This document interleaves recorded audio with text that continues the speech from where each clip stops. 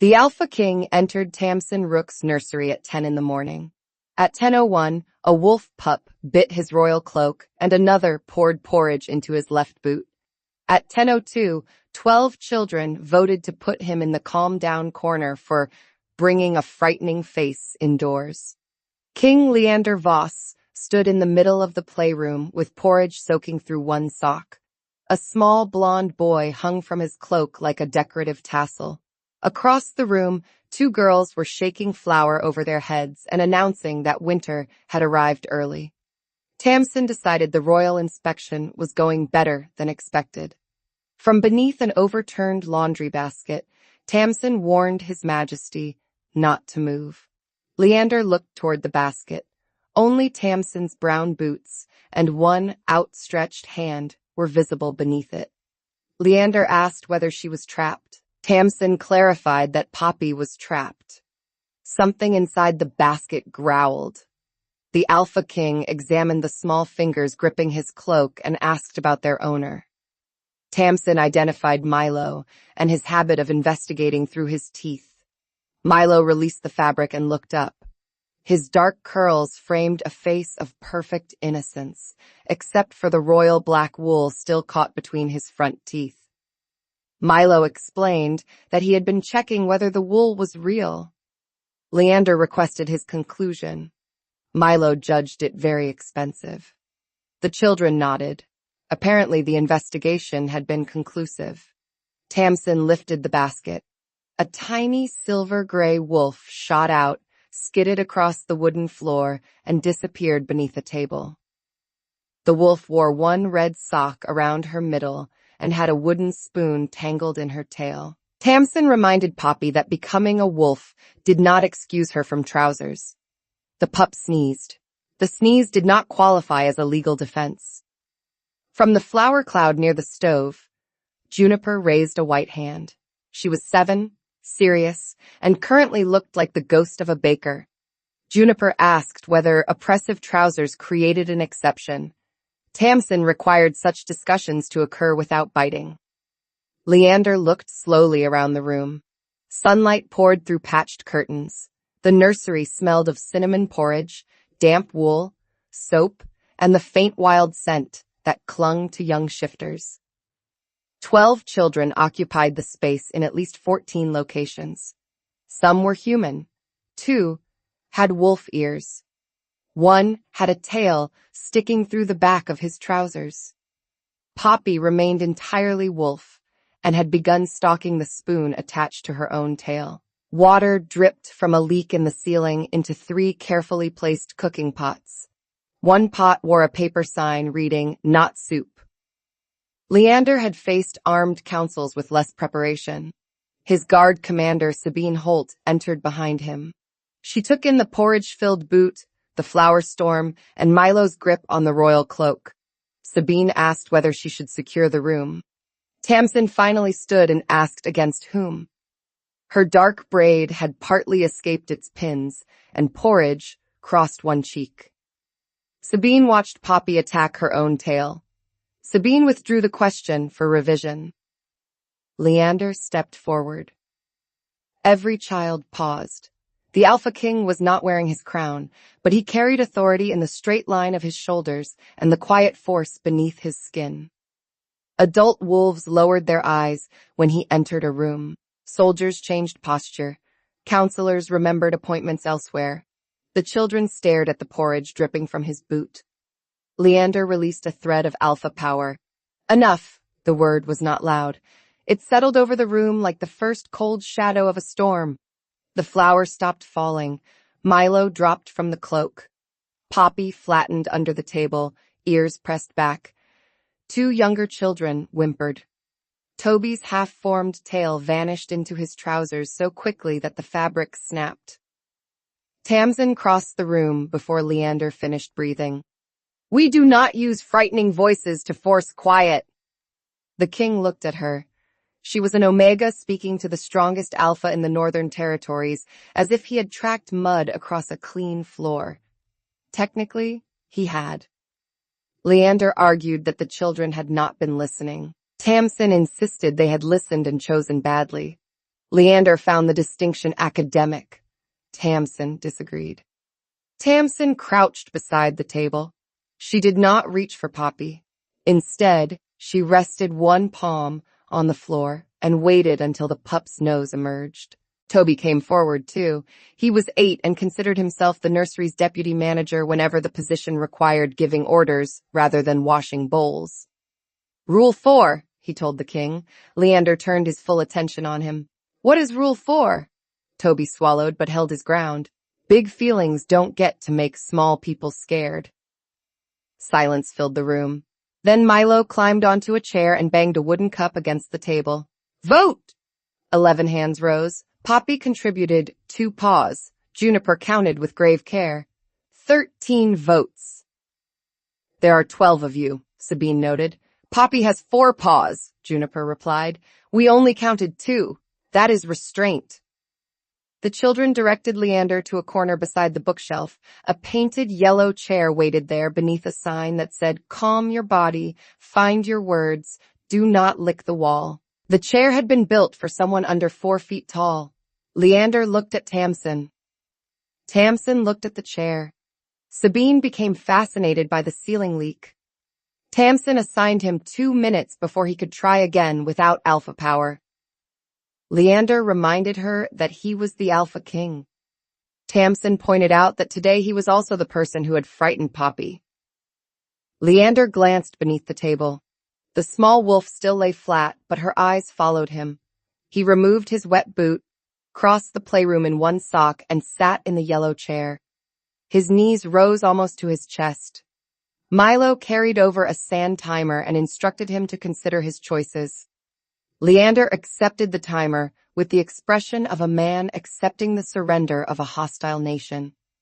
Sabine walked outside. Her shoulders began shaking before she reached the door. The royal inspection resumed after the king apologized to Poppy. He did it properly. No excuses. No claim that royal authority justified the mistake. He crouched several feet from the table and admitted that his voice had been too frightening. Poppy emerged, smelled his hand, and licked one knuckle. Then she stole his remaining boot. Tamson watched Leander close his eyes. Tamson called the theft progress. Leander questioned the direction of that progress. Tamson admitted the direction remained under review. The Little Moon Nursery occupied an old coaching house at the edge of the capital. Its walls leaned inward as if sharing secrets. The roof had 7 leaks when rain came from the east and 9 when it came from the west. Its garden fence had been repaired with 3 kinds of wood, a wagon wheel, and what Tamson strongly suspected was part of an old church pew. It was also the only nursery in the district willing to accept children whose shifting was unpredictable. Most young wolves did not gain full control until 7 or 8. Excitement produced ears. Anger produced claws. Sleepiness produced tails. A bad dream could produce an entire wolf under the blankets and a set of ruined pajamas. The Little Moon children were not cursed, dangerous, or secretly enchanted. They were simply children with teeth. Leander inspected the kitchen first. 3 cupboard doors did not close. The stove smoked when the wind changed. A shelf of blue cups occupied the safest corner. Leander asked why every cup was blue. Tamson opened the bread box and removed his stolen boot. Poppy had added half a biscuit to it. Tamson explained Poppy's preference. He wondered whether she would refuse another color. Tamson described the likely tears, hiding, and uprising against green cups. Leander wrote something on the inspection sheet. Tamson asked what he had written. He had written that they needed more blue cups. Tamson looked at him with new caution. They continued upstairs. The sleeping room held 12 narrow beds, though 4 children preferred baskets, and Poppy slept under Tamson's desk whenever thunderstorms came. Spare clothes filled labeled boxes along one wall. Each label included a name, age, and probable reason for needing trousers. Mud. Unplanned shift. Milo. Leander stopped before the final box and asked whether Milo was a category. Tamson confirmed that Milo was several categories. Behind them came a crash, followed by the unmistakable sound of children becoming silent. Tamson turned at once. Leander asked what had happened. Tamson predicted something expensive. They found Odie, one of the quieter boys, standing beside a fallen lamp. His hands had become black paws, and his amber eyes were enormous. Tamson checked him first, the lamp second. No cuts, no spilled oil, only fear. She asked Odie whether it had been an accident. Odie nodded. Then she checked whether anyone had been hurt. He shook his head.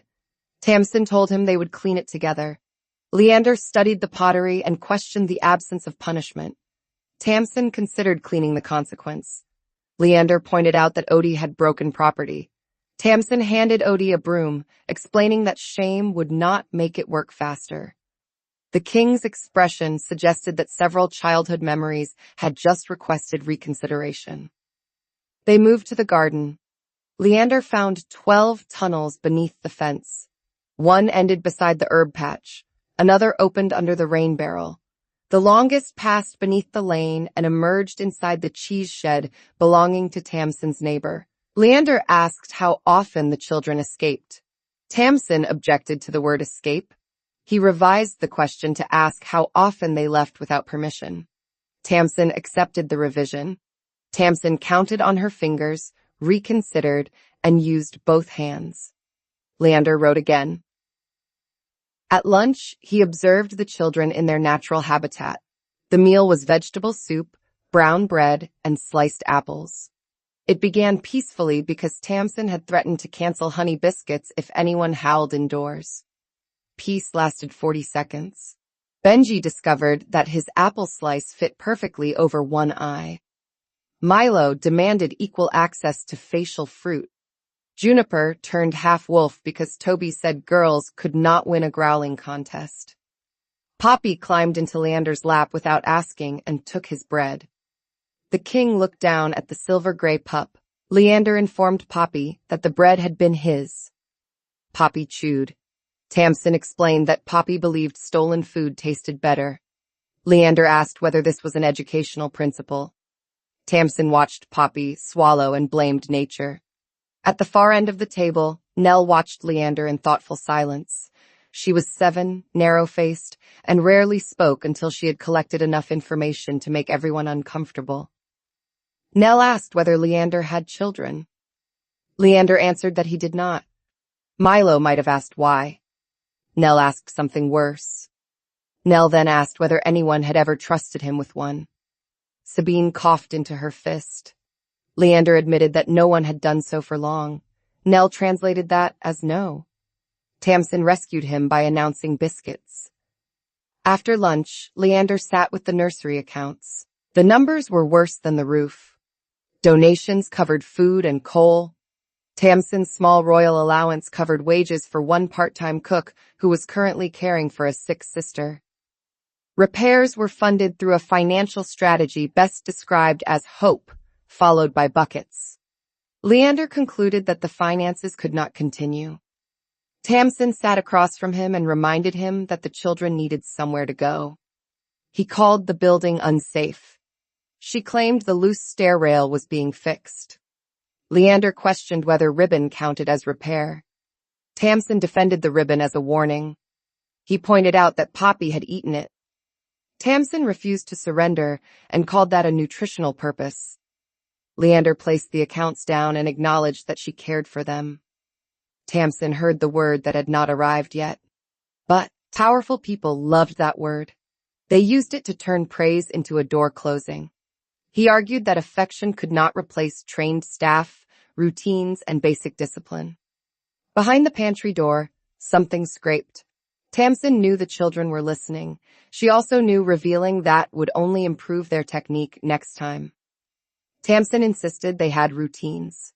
Leander offered the porridge in his boot as counter-evidence. Tamson noted that the incident had not been scheduled. 12 pups cannot be more difficult than 12 soldiers.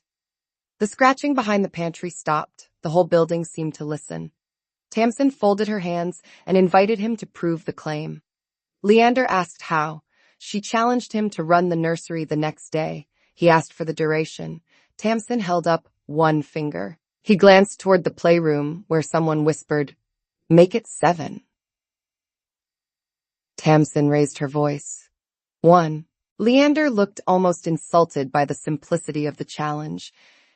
He had commanded troops through winter sieges.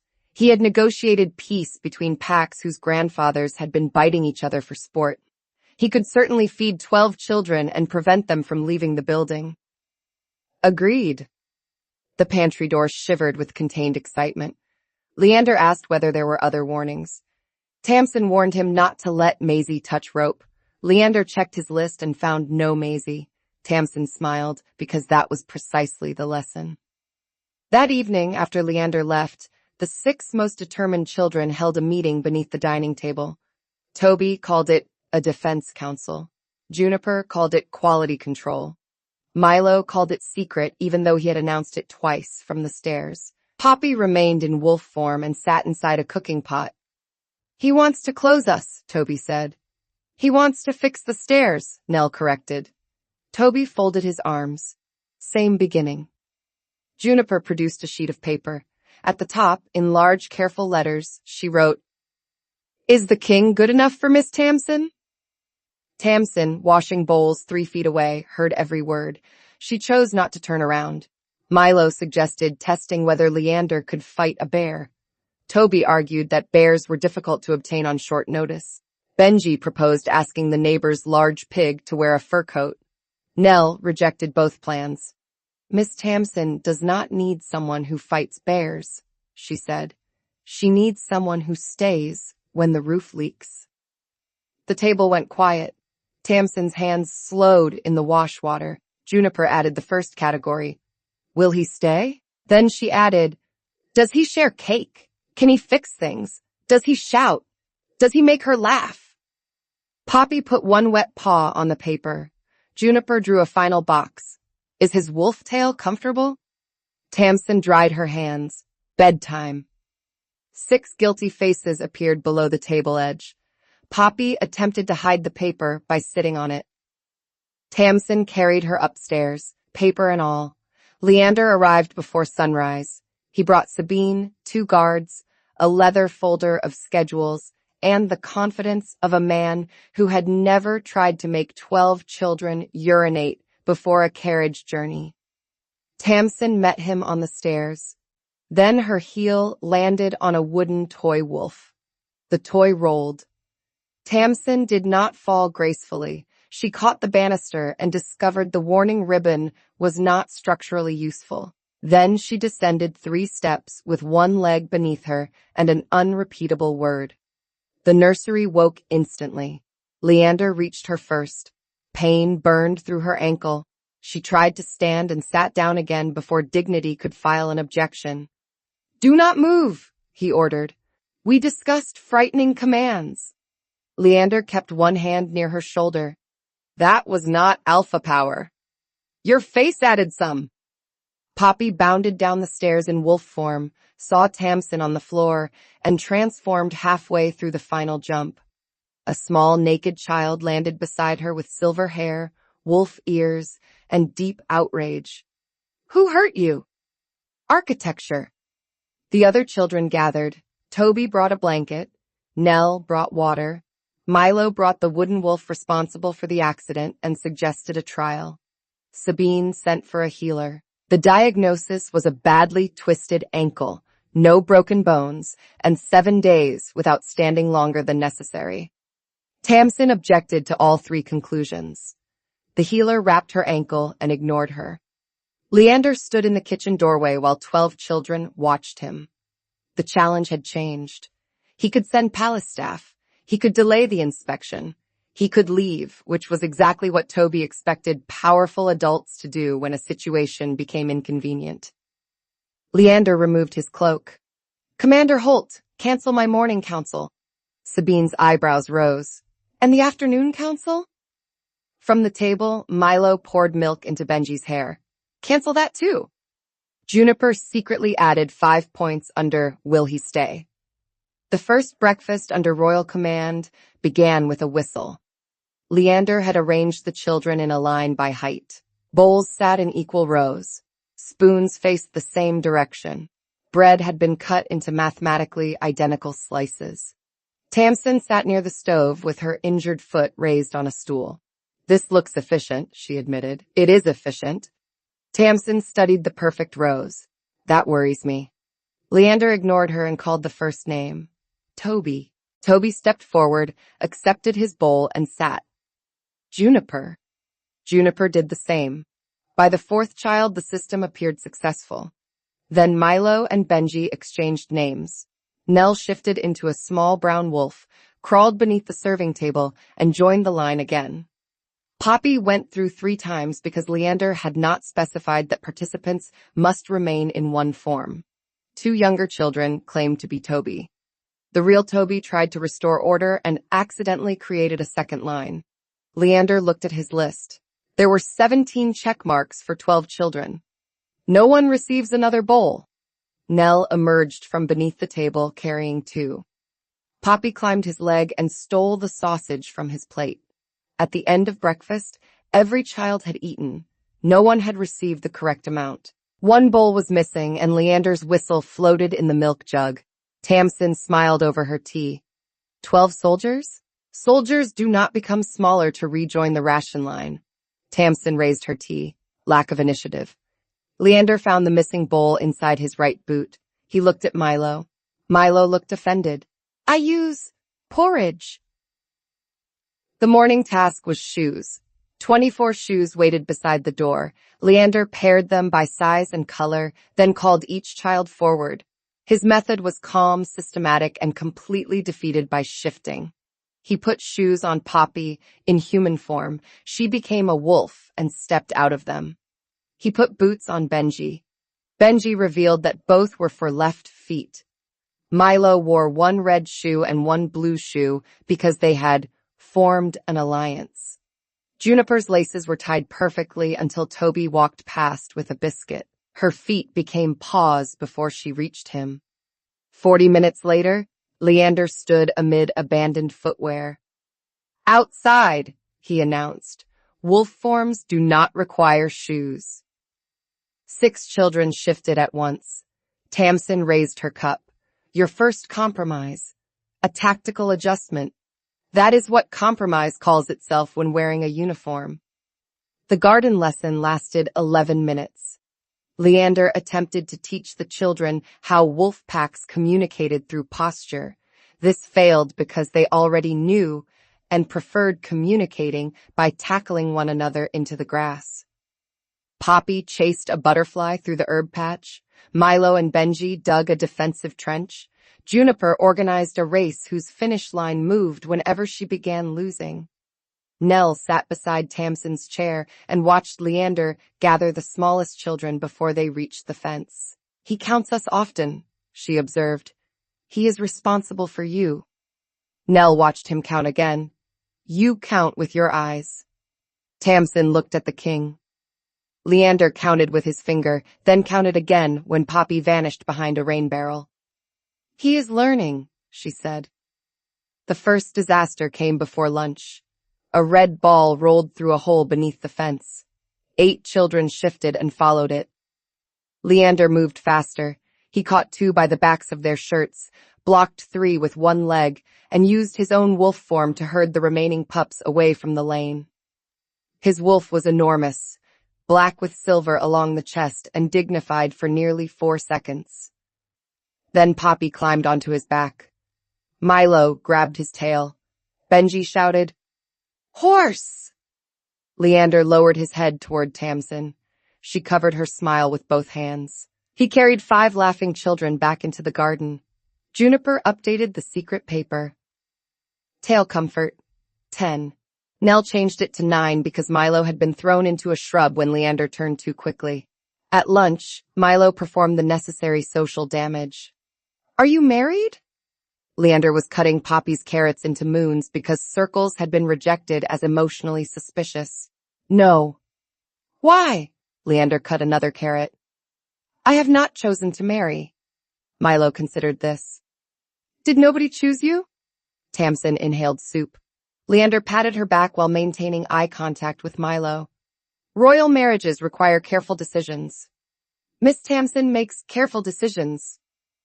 Not about stair rails, Leander noted.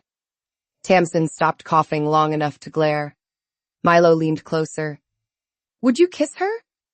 3 spoons, paused halfway, to 3 mouths. The pantry door opened 1 inch. Leander set down the knife. That is a private question. So yes? It means private. Milo looked toward Tamson. He did not say no. Tamson sent him to retrieve napkins from the farthest cupboard. The afternoon brought nap time. Leander lowered the curtains, arranged blankets, and read from the only book Sabine had brought from the palace. It was a military history of the Northern Pass. His deep voice described supply routes, defensive positions, and the tactical disadvantages of crossing frozen ground without proper scouts. The children did not sleep. They became intensely interested. Toby built fortifications from pillows. Juniper led a flanking attack through the wardrobe. Milo tied a blanket around his shoulders and declared himself enemy cavalry. Poppy bit the map because it showed no snack locations. Tamson watched from the doorway, leaning on a crutch. You have made them more awake. The chapter is informative. Tamson pointed at the book. It contains 3 sieges. The final siege is very calming. A pillow struck the king in the back of the head. He turned. Every child became still. Leander picked up the pillow and threw it at Toby. The room erupted. For 10 minutes, the Alpha King of the North defended the bed near the window from 12 shrieking children. Feathers escaped one old pillow and floated through the afternoon light. Wolf pups darted beneath beds. Human children attacked from above. Sabine arrived with urgent council papers and took a pillow directly to the face. She lowered the papers. Your Majesty. Leander held a blanket like a shield. The western bed has fallen. Sabine looked at Tamson. I believe this is progress, Tamson said. Nap time ended without sleep, but with improved morale. By sunset, Leander had served 3 meals, found 5 missing socks, settled 2 biting disputes, repaired 1 cupboard, and prevented Poppy from eating soap. He looked as if he had personally carried the kingdom uphill. The children gathered near the kitchen table. One day is not enough, Toby announced. Leander stared at him. That was the agreement. Juniper held up a paper, careful to cover its title. We require more evidence. For the inspection? Yes, 12 children answered with suspicious unity. Tamson lowered her face into one hand. Leander looked toward her. He could leave. She expected him to leave. The point had been made, and his counsels waited. Instead, he removed a feather from his hair. 7 days. The children cheered. Juniper added another 5 points under, Will he stay? Tamson felt something warm and inconvenient move beneath her ribs. The second day began without a whistle. Leander announced breakfast in a normal voice and allowed the children to approach in groups of 3. He marked each hand with a dot of washable berry juice after serving. Nell shifted and attempted to present a paw. Leander marked the paw. She shifted back and held out the other hand. He stared at her. Nell stared back. 1 breakfast. The paw belongs to the wolf. Leander tapped the berry mark. The wolf is you. That sounds philosophical. Leander gave her half an extra slice of toast for effort. The children recorded this as flexible but watchful. They began the husband tests after lunch. The first test involved honey cake. There was 1 slice. Juniper placed it on a plate between Leander and Tamson, then announced that every child was too full for dessert. This was a terrible lie. Benji's eyes remained fixed on the icing. Leander studied the room. Why is everyone watching me? Milo claimed they enjoyed seeing adults eat. Nell closed her eyes in embarrassment. Leander cut the cake into 13 pieces. The pieces were tiny. Some could only be identified as cake through family resemblance. He distributed 12 and placed the last beside Tamson's tea. "You did not keep one," she said. "I do not particularly like honey cake." Sabine, standing by the door, made a quiet choking sound. She had watched him threaten a Southern ambassador over the final honey pastry at a winter banquet. Juniper awarded full points for sharing and deducted 1 for lying. The second test arrived in the shape of a broken wooden wolf. Milo placed it on Leander's papers. One leg had snapped cleanly away. "He needs help." "Where is the leg?" Milo looked toward Poppy. Poppy, human for once, covered her mouth. Leander did not ask further questions. That evening, he sat at the kitchen table with a knife, sandpaper, and a piece of ash wood. Tamson sorted laundry nearby with her foot raised. He carved in complete concentration. "You could ask a palace craftsman," she said. "The test was given to me." Tamson stopped folding. "You know it is a test?" "I have negotiated with hostile packs. Juniper is less subtle." She lowered her voice. "Do you know what they are testing?" Leander glanced toward the ceiling, where small feet hurried away from the listening spot above them. "My suitability to remain involved with the nursery." Tamson folded a shirt. "Close enough."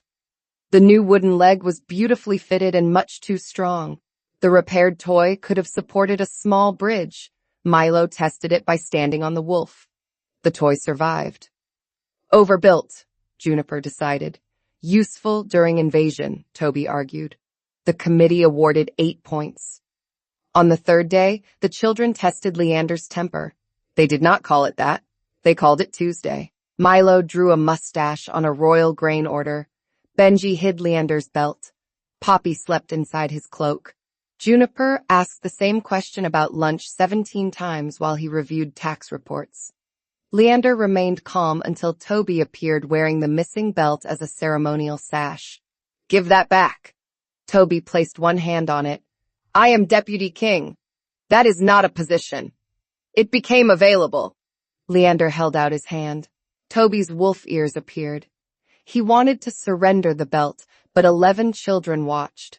8-year-old pride was a fragile bridge with an audience jumping on both ends.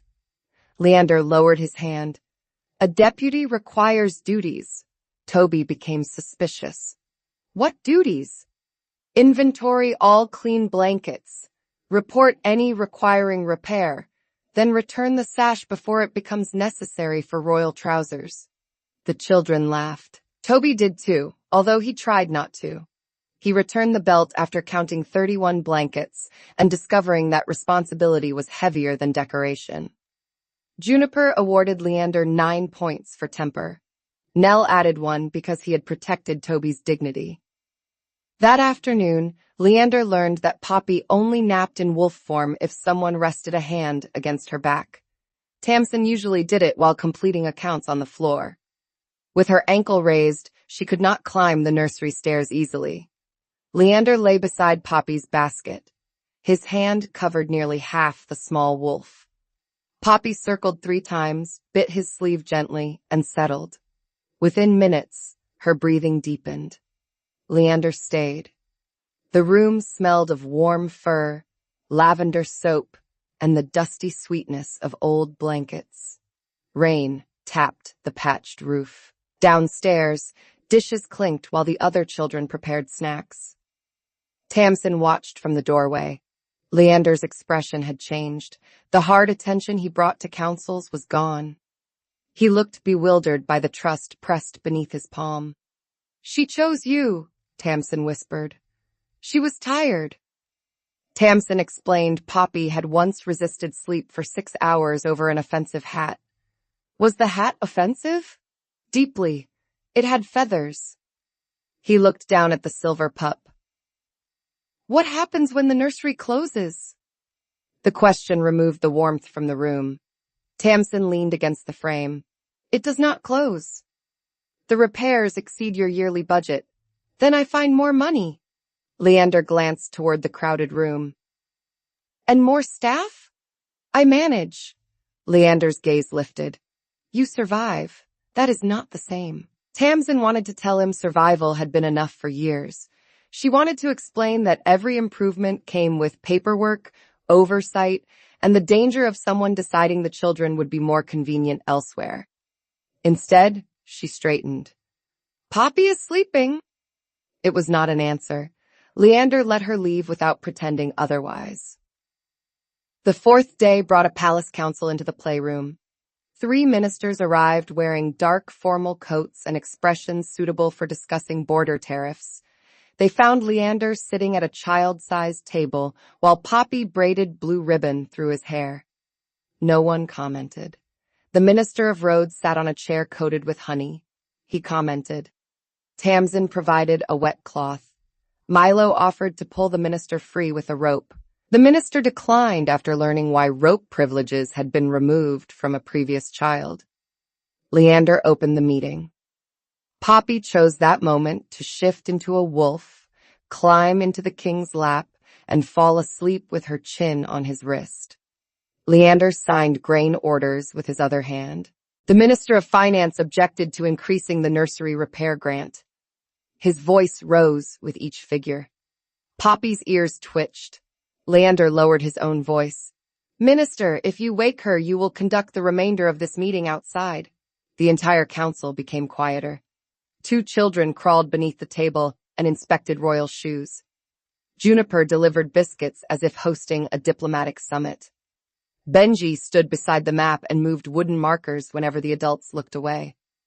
The Minister of Roads discovered that the Eastern Bridge had apparently migrated into a lake. Tamson corrected the map before military consequences developed. Then one minister used an alpha command on Milo. Milo had taken his silver pen. The minister snapped for him to return it, letting power roughen the words. Milo froze. Before Tamson could move, Leander's hand struck the table. Calm down, corner. The minister stared at him. Leander pointed toward the yellow chair. Your Majesty, I am a member of the Royal Council. Today, you are also the person who frightened Milo. Tamson stopped breathing for a moment. The minister sat. His knees rose nearly as high as Leander's had. Milo solemnly brought him the sand timer. Sabine left the room to maintain national stability. By the end of the meeting, the ministers had approved emergency roof repairs, 2 additional staff positions, and a ban on honey-coated chairs during official business. Leander did not call it victory. The children did. They marched around the table carrying spoons like banners. The husband committee awarded him full points for following nursery rules even when adults were watching. That night, Tamson and Leander repaired the garden fence. She sat on an overturned crate and passed him nails. He replaced the weakest boards with cedar brought from the palace stores. The rain had stopped. Wet earth scented the cool air, and frogs called from the ditch. Golden light shone from the nursery windows.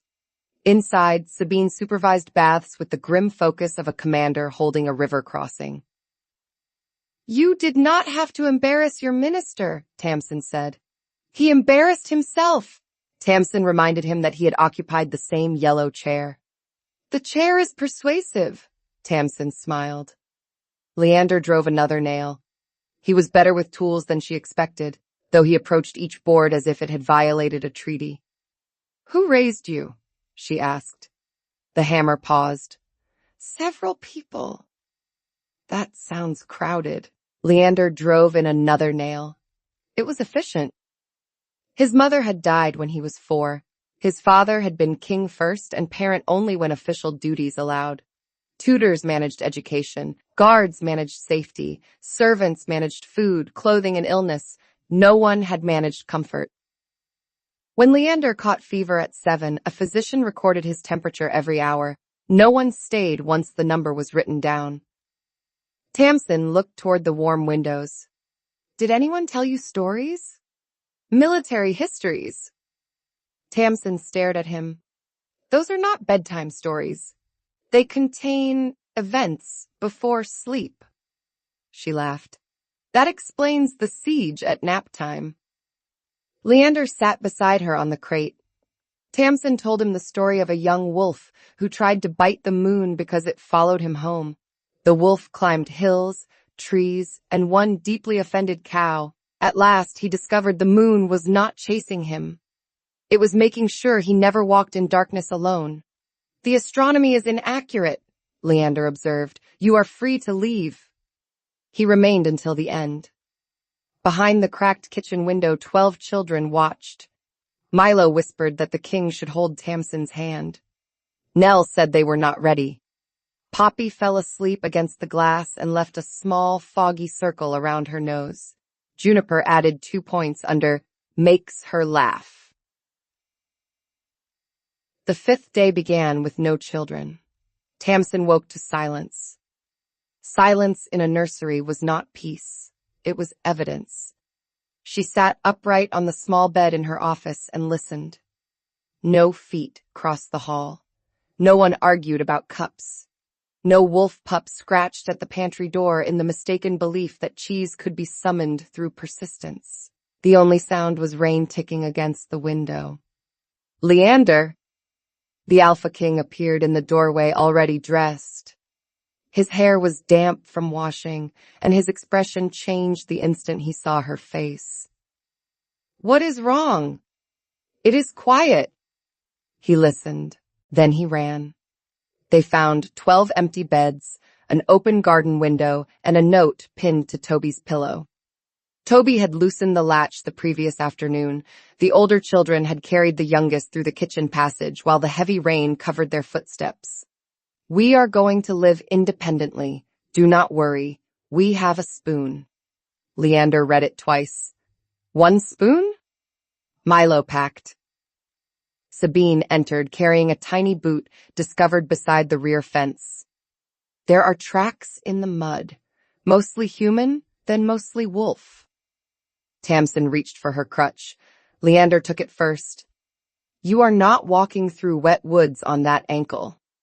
They are my children. Leander handed her the crutch, which is why you are coming in the carriage.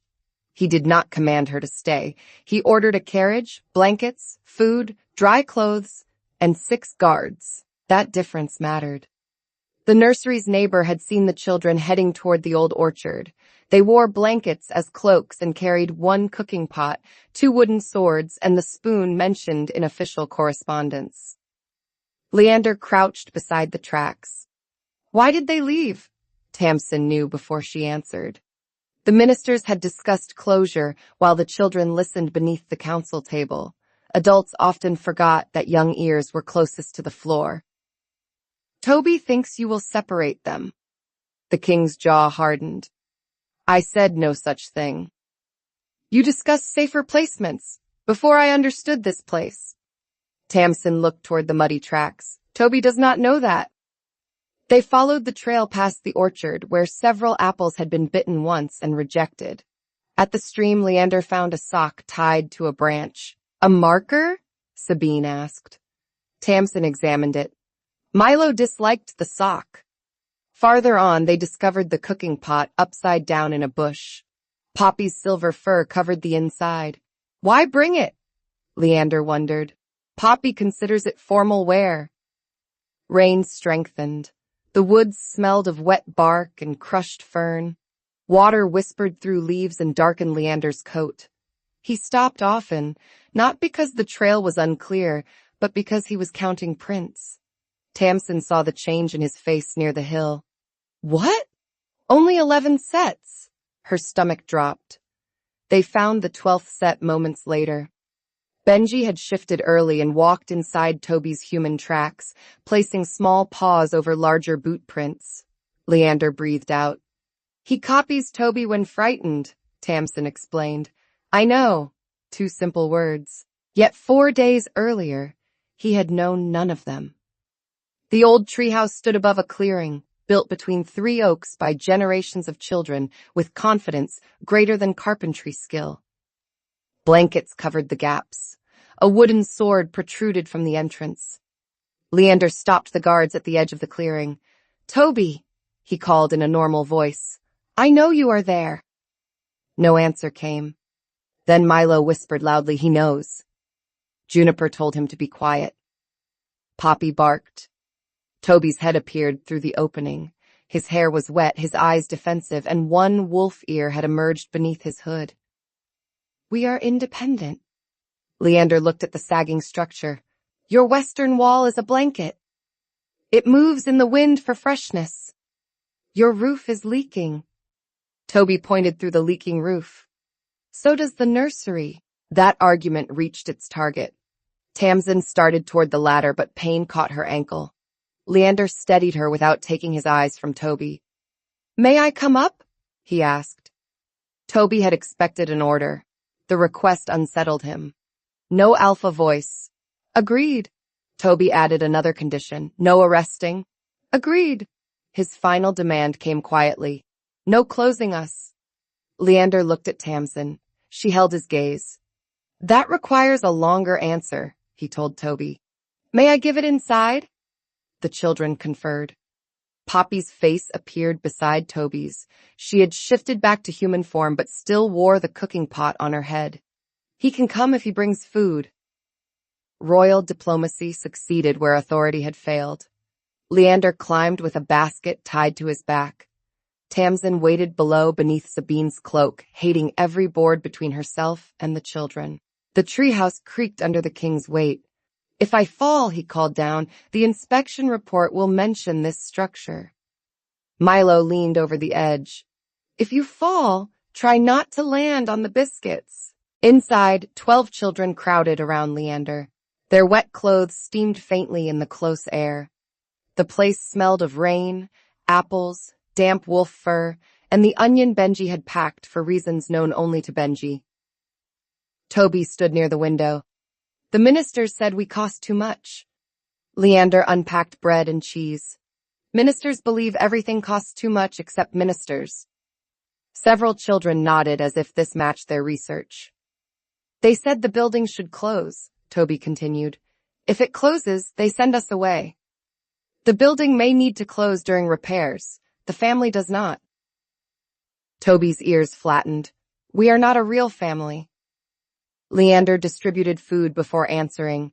He gave Poppy her blue cup, which Tamson had quietly placed in the basket. He removed the onion from Benji's pocket. He untangled Juniper's wet braid from a nail. "A real family knows who needs the blue cup," he said. "It knows who packs an onion and who pretends not to be afraid because the younger children are watching." Toby's face tightened. "I will not separate you because the roof leaks," Leander continued. "I will not make decisions about your home without listening to you. I cannot promise nothing will change. I can promise you will face it together." Nell studied him from beneath a blanket. "Will you leave when the 7 days end?" The question was not about the nursery. Leander understood. "I will return." "Kings say things," Toby muttered. Leander met his stare. "Then judge what I do." Juniper reached for the secret paper hidden inside her coat. Toby stopped her, but Leander noticed. "What is that?" "Nothing," 11 children said. Poppy answered, "Husband paper."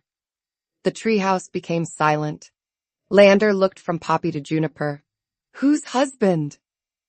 Poppy pointed through the floor toward Tamson. Rain drummed against the blanket roof. Milo attempted to distract the king by dropping the onion out the window. Leander caught it. "We should return," Toby announced. The children descended, wrapped in royal cloaks and guard blankets. Leander carried Poppy and Benji. Milo rode Sabine's shoulders while providing navigation she had not requested. Tamson waited in the clearing. Toby reached her first. He tried to apologize and began crying instead. Tamson held him while the others crowded close, wet heads pressing against her coat. Leander stood beyond them in the rain. His dark hair clung to his forehead. Mud covered his boots. Poppy had tied a yellow ribbon around one wrist during the walk back. Tamson had never seen a king look less royal. She had never liked him more. The return journey became less emotional when Milo discovered Sabine's hood could store acorns. By the time they reached the carriage, she carried 19. The children spent the afternoon in baths. Leander supervised the boys' room. Tamson heard splashing, a deep royal warning about soap, and Benji yelling that the king had become a sea monster. Leander emerged, soaked from chest to boots. "You remained human," Tamson observed. "Barely." Tamson handed him a towel. "Did everyone get clean?" "Define clean." Milo appeared behind him wearing bubbles as a beard. "We washed the water." Tamson handed Leander a towel. Their fingers touched. The moment was small and foolish, but neither moved immediately. Then Poppy ran past in wolf form, carrying his dry trousers. The moment ended at speed. That evening, the husband committee awarded full points under Protects Us. Juniper added a new category, Looks Good Wet. Nell crossed it out. Juniper wrote it again in larger letters. The sixth morning arrived with careful footsteps on the roof. Leander had summoned builders only to inspect the damage and stretch a temporary rain cover over the weakest beams. No permanent work would begin without Tamson's approval.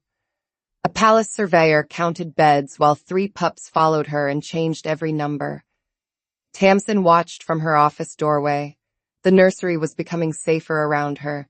She should have felt only relief. Instead, unease gathered beneath it. Leander knew that Poppy needed pressure against her back to sleep.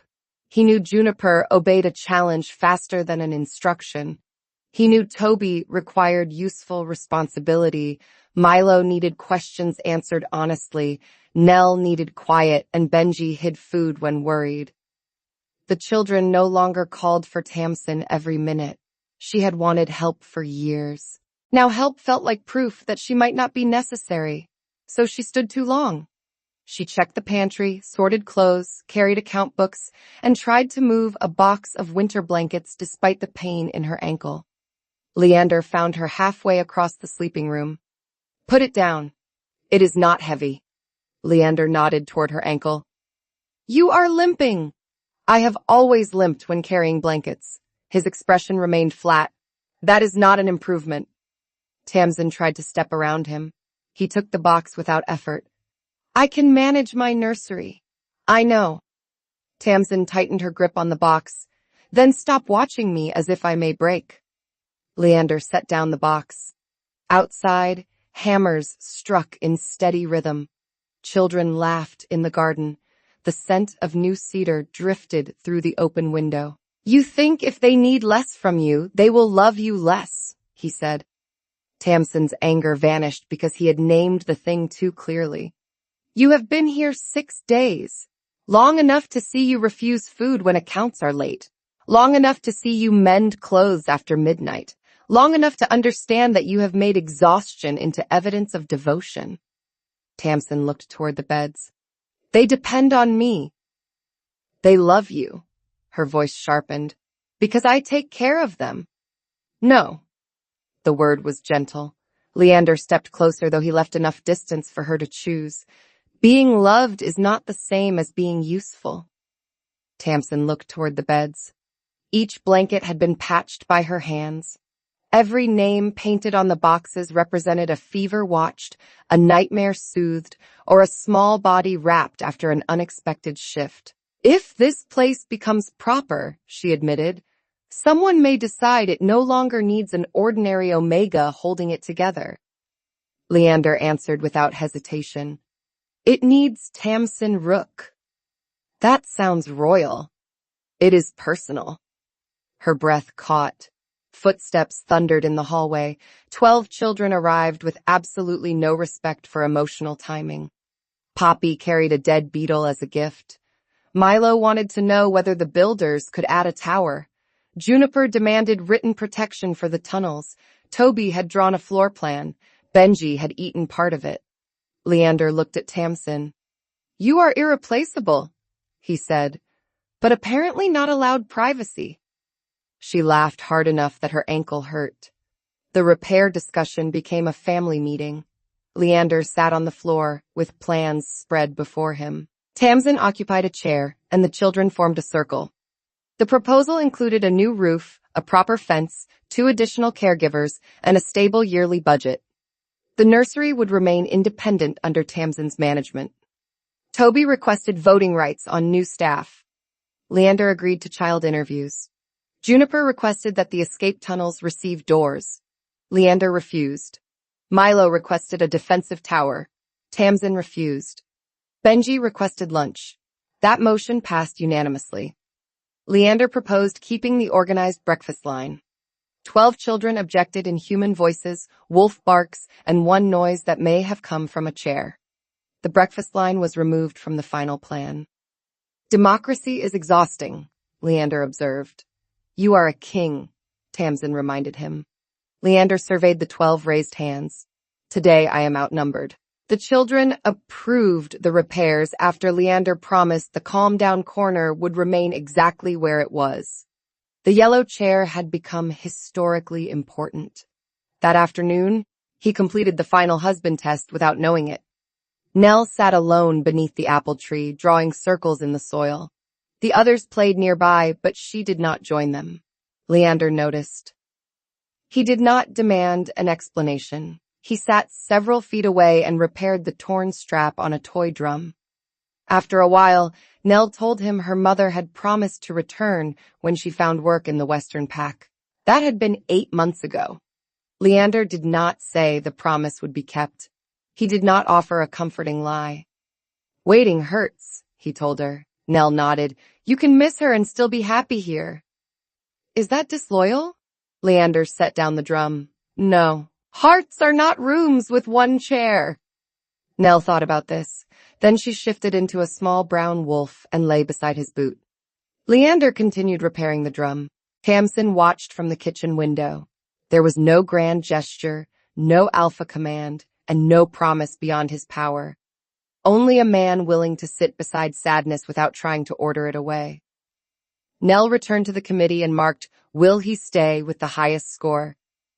On the 7th morning, Leander woke beneath 6 wolf pups. He had fallen asleep in the playroom after settling Poppy through a thunderstorm. During the night, children had accumulated on and around him. Poppy occupied his chest. Milo slept beneath one arm. Benji had placed a biscuit behind his ear for later. Leander opened his eyes and found Tamson standing over him with a cup of tea. Good morning. I cannot feel my left leg. Tamson nodded toward the sleeping wolf. That belongs to Juniper now. Juniper, entirely wolf, stretched across his thigh. How long have you been watching? Long enough to consider charging admission. Leander shifted carefully. 6 pups woke at once and reacted as if the ground had betrayed them. Within seconds, the room filled with tales, blankets, complaints, and one missing biscuit. The final day was not orderly. Breakfast burned because Milo asked Leander whether a king could legally adopt a goat. Poppy became stuck in a sweater. Toby attempted to supervise the builders and was gently returned 4 times. A paint pot tipped over, turning one wall blue and Benji bluer. Leander no longer tried to eliminate the chaos. He moved through it. He rescued breakfast, cut Poppy from the sweater, gave Toby a real measuring task, and let Benji keep one blue handprint on the wall. Tamson recognized the difference. On the first day, Leander had believed success meant making the children quiet. Now success meant hearing what each kind of noise required. The 7-day challenge ended with supper in the garden. Lanterns hung from the repaired fence. Fresh bread and roast chicken filled the air with warm, savory smells. The children sat on blankets because the tables had been moved for construction. Sabine attended in uniform. 2 builders stayed after work. Even the Minister of Finance came, though he inspected every chair for honey before sitting. Leander raised his cup. The Little Moon Nursery will remain open. The children cheered. Its roof will no longer admit weather. More cheering. Its fence will discourage unsupervised travel. The cheering weakened. And Tamson Rook will retain full authority over its care, rules, and breakfast. The children howled. Tamson looked at Leander through the lantern light. He had given her resources without taking ownership. Powerful men often called control assistants. Leander had learned the difference. "The inspection is complete," he said. Juniper stood. "No, it isn't." She carried the folded husband paper. Tamson nearly dropped her cup. "Juniper." "We need transparency," the girl replied. Sabine covered her mouth with one hand. Juniper climbed onto a stool. Milo stood beside her as assistant announcer. Poppy sat at their feet in wolf form, tail sweeping the grass. "Alpha King Leander Voss has completed the husband suitability inspection." The builders became very still. The Minister of Finance looked delighted to be uninvolved. Leander did not move. Juniper read the results. He had passed sharing cake, although the portions had been insultingly small. He had overpassed toy repair. He had earned full points for controlling his temper, protecting the family, remembering blue cups, and making Tamson laugh. His wolf tail received 9 points out of 10. Leander found his voice. "Why 9? Milo explained that turning too quickly had thrown him into a shrub. "You were holding my tail. The test included movement," Juniper continued. The final category was whether Leander would remain when things became difficult. He had received 12 votes. Poppy barked. 13, Juniper corrected. Leander looked at Tamson. Heat climbed into her face. "I did not authorize this committee." "Miss Tamson tried to ignore it," Nell informed him. Tamson faced the committee. "That is not the same." Milo raised one hand. "There is one test left." Everyone knew. No one rescued her. "You must kiss her," he announced. Tamson considered relocating to the Western Pack. Leander stood. The children leaned forward. He did not approach her immediately. Instead, he knelt before the committee. "You do not choose a husband for Tamson." 12 faces fell. "She chooses," he continued, "and I have not asked." Tamson's embarrassment softened into something warmer. Leander crossed the grass and stopped before her. "I stayed because I made a foolish claim about soldiers," he said. "Then I stayed because the children needed someone. Somewhere between the porridge in my boot and the minister in the yellow chair, I began staying for you." Poppy whined with impatience. Leander ignored her. "I cannot live here every day. I have a kingdom that becomes creative when unsupervised. But I want a return. I want to know this family, and I want the chance to know you beyond roof budgets and missing shoes." Tamson held his gaze. "Are you asking permission to court me?" "Yes." "You survived 7 days." Leander rubbed one shoulder. "Barely." "Your toy repair lacks proportion." He defended the wooden leg. "It will survive generations. And your breakfast system was a disaster." Leander lifted both hands. "I withdrew it." She smiled. "Then you may try." The children erupted. "The kiss!" Milo shouted. Leander looked at Tamson, waiting. She caught the front of his formal coat and pulled him down. The kiss was brief, warm, and gentle enough to make her forget 12 children were watching. For 1 second. Then the nursery celebrated as if the Northern Army had won a war. Poppy shifted mid-howl and became a naked, cheering 3-year-old. Toby covered her with a napkin, which solved nothing. Benji knocked over his cup. Juniper wrote pass across the bottom of the paper. Sabine applauded once. The Minister of Finance checked whether kissing had appeared in the repair budget. Leander rested his forehead against Tamson's. "Is every private moment here supervised?" "Yes." Leander glanced at the audience. "I should have asked before approving the open floor plan." 3 months later, the nursery roof no longer leaked.